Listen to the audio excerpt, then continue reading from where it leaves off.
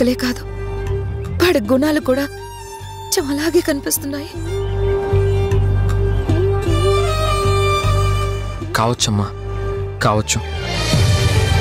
అమ్మ మనసుతో చూసే వాళ్ళకి అంతా తమ పిల్లలాగే కనబడతారు.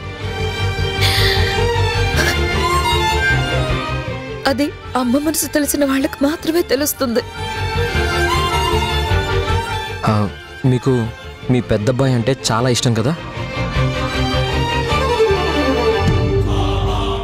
అంత ఇష్టాన్ని ఎలా వదులుకొని రాగలిగారు?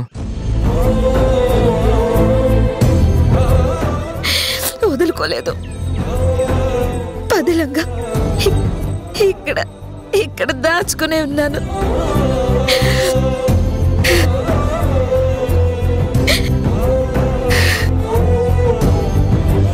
చోటు గొప్పదే కాదనను, కానీ అమ్మకి తోడుగా తోడబుట్టిన వాళ్లతో లేనన్న లోటే కదా అతనికి.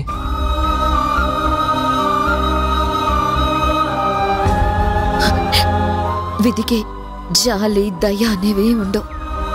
విధికి లేకపోవచ్చు, కానీ కన్న తల్లికి ఉంటాయిగా. కన్నవారిగా ఏళ్లు గడిచినా ఓసారి కన్నబిడ్డని కళ్ళతో చూసుకోవాలనిపించలేదా? మిమ్మల్ని వెళ్లకుండా ఎవరైనా ఆపారా? పసిగుడ్డుగా వదిలేసి వచ్చానే అని ప్రాణం లాగలేదా? పట్టించుకోవాలని అనిపించలేదా? ఇన్నేళ్లకి మీకు ఇప్పుడెందుకు గుర్తుకొస్తున్నాడు? మీకు దగ్గరనుకున్న వాళ్ళు దూరం అయ్యేసరికి దూరంగా ఉన్న వాళ్ళ మీద ధ్యాస మళ్ళిందా?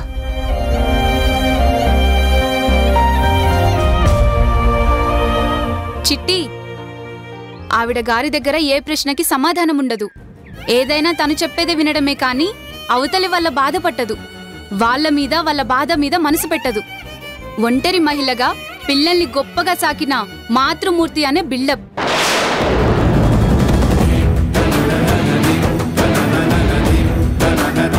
నటిస్తున్న ప్రేమలు ప్రత్యక్ష దైవంగా భావించి హారతులు పట్టాలి అంతే.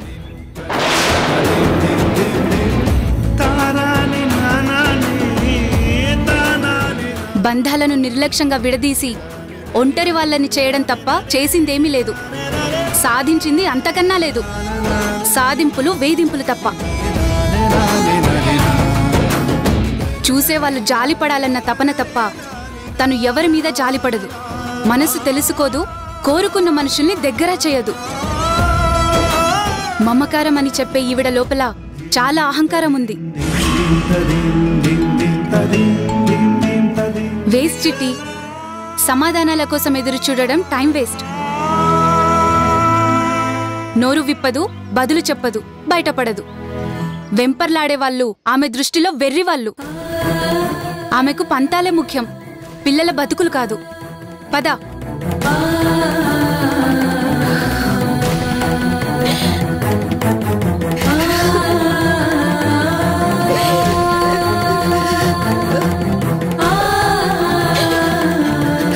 ప్రశ్నలు వేసినంత సులభం కాదు సమాధానాలు చెప్పడం. మనసు నొప్పించినంత తేలిక కాదు మెప్పించడం. ఇది మీకుగా కలిగిన ఆలోచన, ఎవరన్నా కలిగించిన ఆలోచన తెలియదు గాని మీ మనసులో నాన్న మంచి అమ్మ తప్పు అనే అభిప్రాయం బలపడింది.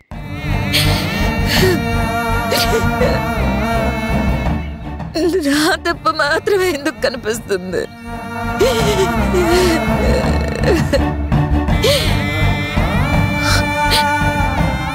చిన్న అన్నట్టు నా మౌనమే కారణమా? ఫాదర్ ఇస్ గుడ్ అనే భావన ఎలా కలిగింది? తండ్రే గొప్ప అనే ఇమేజ్ ఎలా ఏర్పడింది?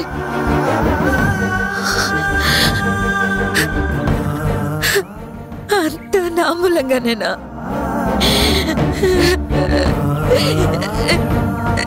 నా బాధ నా గుండెల్లో దాచుకొని కుమిలిపోవడమే కారణమా? తన తప్పులు ఎత్తి చూపకపోవడమేనా?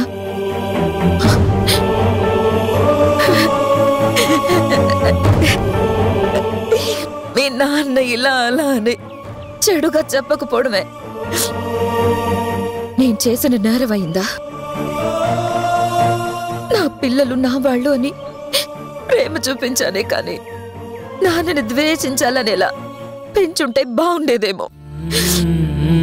ఇవాళ నాకు ఈ పరిస్థితి వచ్చి ఉండేదే కాదేమో. నేను ఇలా ఈసడించబడ్డానికే నా పెంపకమే లోపమా?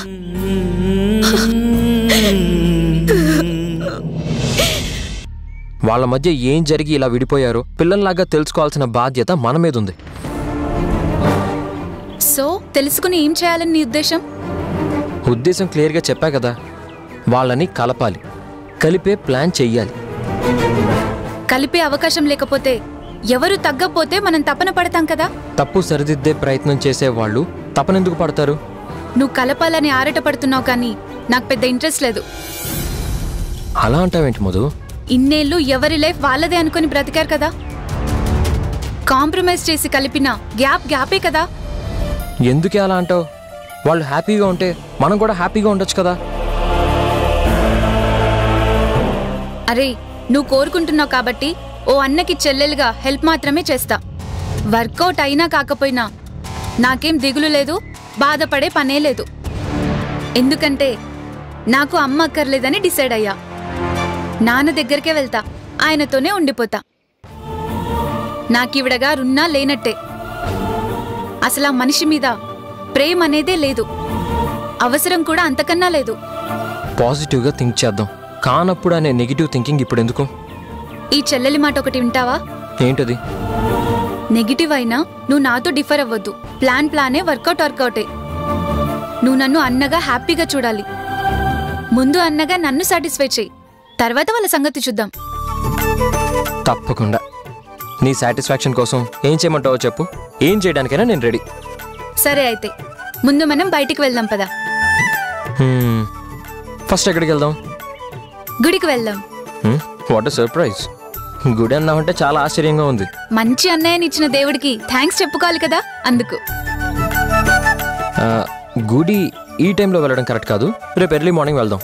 అయితే ఇవాళ చేయాల్సిన పనులు చాలా ఉన్నాయి, వెళ్దాం పదా అన్నయ్య.